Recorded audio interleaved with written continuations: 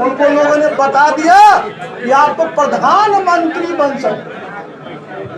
अब उस चक्कर में वो पूरा का पूरा घूम रहा बिहार छोड़ करके। पीएम थे, पीएम हैं और पीएम रहेंगे। और पीएम का मतलब भी समझाई दिया था कि पी का मतलब पलटी, एम का मतलब मार। पलटी मार थे, हैं और रहेंगे। कोई भी अगर एकता करिएगा तो उसका नेतृत्व चाहिए। अब नीतीश बाबू आपको पहले भी कोई नहीं पूछता था, आगे भी कोई पूछने वाला नहीं रहे। जनता दल यू डूबता हुआ जहाज है तो डूब चुका है। अब कितने पैसेंजर वहां बच गए? वही पैसेंजर हैं जिनको कि डूब ही जाना है। कुछ नहीं किया है किसानों के लिए। बता दीजिए, प्रधानमंत्री तो 6,000 रुपए देते, आप क्या करते? यही देखिए सोच आदरणीय नरेंद्र मोदी जी, नीतीश कुमार जी को समझिए जरा। कहते थे क्राइम के खिलाफ है, तो हमने कहा कि देखिए वो सब सी भूल चुके हैं, एक ही सी याद है और वह है चेयर वाली सी, कि जहां जहां भी जनता दल के हमारे साथी कुछ बच गए हैं उन सबको जोड़ लेना है। और हम लोगों को सुशील जी तो 2025 बोल रहे हैं, 2025 तक चलेंगे? हमको नहीं लगता है चलने वाले हैं। और जब भी चुनाव हो, लोकसभा का चुनाव, विधानसभा का चुनाव, तो भारतीय जनता पार्टी को नंबर 1 बनाना है। ठीक कह रहे थे सुशील जी, वर्षों से आप मुख्यमंत्री बने हुए, हम लोग सब साथ थे। और बिहार की जनता ने जब आपको मैंडेट दिया 2020 में कि बीजेपी के साथ रह करके 2025 तक बिहार को विकसित प्रदेश बनाइए, अब जरा बता दीजिए कौन ऐसी पार्टी है दुनिया में 43 जिसका विधायक हो उसको मुख्यमंत्री बना दिया। आदरणीय प्रधानमंत्री जी ने, गृह मंत्री जी ने उनको आश्वस्त किया कि नीतीश बाबू आप बिहार को एक अच्छा नेतृत्व दीजिए, बिहार को विकसित प्रदेश बनाइए। लेकिन क्या किए साहब? उनको लोगों ने बता दिया कि आप तो प्रधानमंत्री बन सकते। अब उस चक्कर में वो पूरा का पूरा घूम रहा बिहार छोड़ करके। तो देखिए, मैंने तो पहले भी कहा था, आप लोग सुने भी हैं उसको, कि पीएम थे, पीएम हैं और पीएम रहेंगे। और पीएम का मतलब भी समझाई दिया था कि पी का मतलब पलटी, एम का मतलब मार। पलटी मार थे, हैं और रहेंगे। और उतना ही नहीं, मैं दिल्ली में बैठा हुआ था पार्टी दफ्तर में, एक साथी ने कहा कि नहीं सर, वो तो पर्यटक मुख्यमंत्री हो गए। पीएम का भी मतलब है पर्यटक मुख्यमंत्री। अब बताइए कौन मुख्यमंत्री इस देश में है जो अपनी प्रदेश की चिंता छोड़ कर करके 3 दिन में 3 प्रदेशों में जा रहा है? काहे के लिए? एकता करने के लिए। किसकी एकता? नीतीश बाबू भी जानते हैं कि कोई भी अगर एकता करिएगा तो उसका नेतृत्व चाहिए। अब नीतीश बाबू आपको पहले भी कोई नहीं पूछता था, आगे भी कोई पूछने वाला नहीं रहे। अभी मैं आ रहा था तो लोग कह रहे थे कि सर, कह रहे हैं कि यहाँ पर क्या है, यहाँ पर बात पता चल जाएगा नीतीश बाबू। मैं जब 6 अगस्त को छोड़ा था तो मैंने कहा था कि जनता दल यू डूबता हुआ जहाज है तो डूब चुका है। अब कितने पैसेंजर वहां बच गए? वही पैसेंजर हैं जिनको कि डूब ही जाना है, या जिनको जब जहाज डूबता है ना तो कबाड़ी के माल में सामान बिकता है वो वहां खरीदना हो। बाकी कोई नहीं बचेगा। और हम सब लोगों को संकल्प लेना है कि बिहार का इतना जो गौरवशाली इतिहास रहा है, बिहार ज्ञान की धरती रही है, सत्ता का केंद्र रहा है, लेकिन आज भी कितना खराब लगता है कि हमारे बच्चे रोजगार के लिए बिहार से बाहर जाते हैं। नीतीश बाबू बताइए आप क्या करते हैं? पूरे बिहार में घूम करके लोगों को मुंह में सुंघाते हैं कि दारू पिया कि नहीं पिया। आप जरा समझिए, सबको बता रहे हैं कि आप कौन जाति के हो।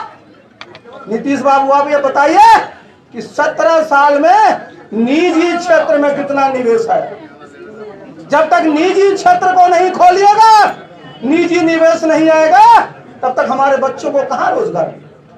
अब रोज ये लोग हिसाब करते रहते हैं कितना शिक्षकों की बहाली, तो उनकी बहाली। बिहार में 3.5 करोड़ परिवार है, क्या सबको सरकारी नौकरी दे पाएंगे? तनख्वाह देने का पैसा कहां से लाएंगे? आपके पास संसाधन क्या है? सुशील जी बैठे हुए, क्या संसाधन का साधन का स्रोत है? 17 वर्षों में क्या आपने किया है? कुछ नहीं किया है। किसानों के लिए बता दीजिए, प्रधानमंत्री तो 6,000 रुपए देते, आप क्या करते? यही देखिए सोच आदरणीय नरेंद्र मोदी जी, नीतीश कुमार जी को समझिए जरा। वो चाहे आपके पास 1 कट्ठा जमीन है तो भी आपको 6,000 रुपये मिलता है। अब मुख्यमंत्री जी, आपकी फसल जब बर्बाद हो जाए, बाढ़ से बर्बाद हो जाए, सूखा से बर्बाद हो जाए, ओला से बर्बाद हो जाए, तब उसका सर्वे करा करके, असेसमेंट करा करके आपको पैसा देंगे तो धंधा भी हो जाएगा और मनाते रहते हैं किसान का फसल नुकसान हो जाए। आप एक चीज बता दीजिए कि सीधे किसी को दे रहे हैं, वो नहीं देते। और जैसा बार बार क्या बोलते थे कि भाई हम तो एकदम करप्शन के खिलाफ वाले हैं। अब जरा कुछ प्रमाण चाहिए क्या? कहते थे क्राइम के खिलाफ है, तो हमने कहा कि देखिए वो सब सी भूल चुके हैं, एक ही सी याद है और वह है चेयर वाली सी। किस प्रकार से कुर्सी पर है और कुर्सी पर आप कब तक रहिएगा? बिहार की जनता आपको कुर्सी पर नहीं रहे, सब आपको समझ गए हैं। सबको लगता है कि आपने जिस प्रकार का विश्वासघात बिहार के लोगों के साथ किया है, जनादेश के साथ किया है, लोग अब उसको बर्दाश्त नहीं करने वाले। साथियों, हमारे यहाँ भारतीय जनता पार्टी में इतने साथी सम्मिलित हुए हैं, मेरा यकीन अनुरोध होगा सबसे कि जनता दल यूं मैंने बताया कि हम तो राष्ट्रीय अध्यक्ष रहे, इस पार्टी को जैसा सुशील बाबू बता रहे थे, हम लोगों ने बूथ तक खड़ा करने की कोशिश की थी। मेरा अनुरोध होगा कि जहां जहां भी जनता दल के हमारे साथी कुछ बच गए हों, उन सबको जोड़ लेना है और हम लोगों को, सुशील जी तो 2025 बोल रहे हैं, 2025 तक चलेंगे, हमको नहीं लगता है चलने वाले हैं। और जब भी चुनाव हो, लोकसभा का चुनाव, विधानसभा का चुनाव, तो भारतीय जनता पार्टी को नंबर 1 बनाना है। और हाल में सरकार भारतीय जनता पार्टी की बनी है।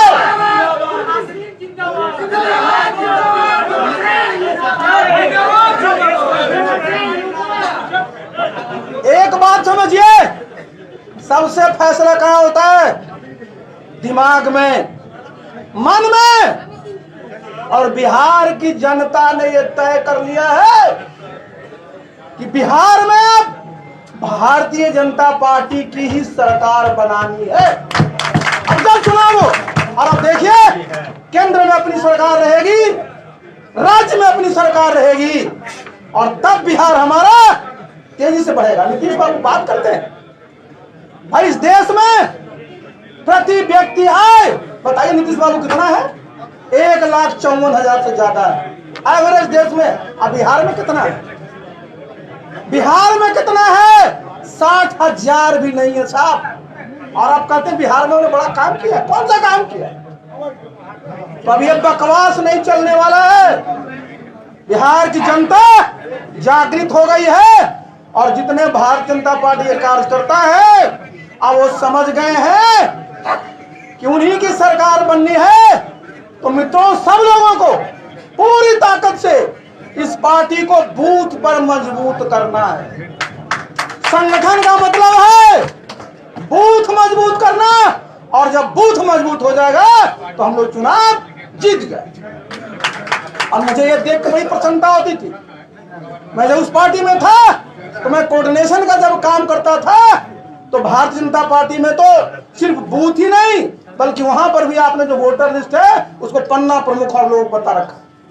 तो वहां पर जब हम अपनी पूरी ताकत लगा देंगे तो निश्चित रूप से हम लोग सफल होंगे। तो साथियों, आज आप सब लोगों ने जिन्होंने सदस्यता ग्रहण की, उनको मैं बहुत बहुत धन्यवाद देता हूं। और उनसे मैं यही अनुरोध करता हूं कि जिस तरह से आज तक आपने अपने राजनीतिक जीवन को निभाया है, उससे भी बेहतर ढंग से निभाइए, और आगे चल करके हम सब लोग मिलकर करके बिहार को विकसित प्रदेश बनाएंगे। और भारतवर्ष जो हमारा एक महान राष्ट्र है, इसको प्रधानमंत्री जी के नेतृत्व में विश्व का 3य सबसे बड़ी अर्थव्यवस्था बनाने का प्रयास करेंगे। बहुत बहुत धन्यवाद। लाइव बिहार YouTube पर सब्सक्राइब और Facebook पर लाइक जरूर करें।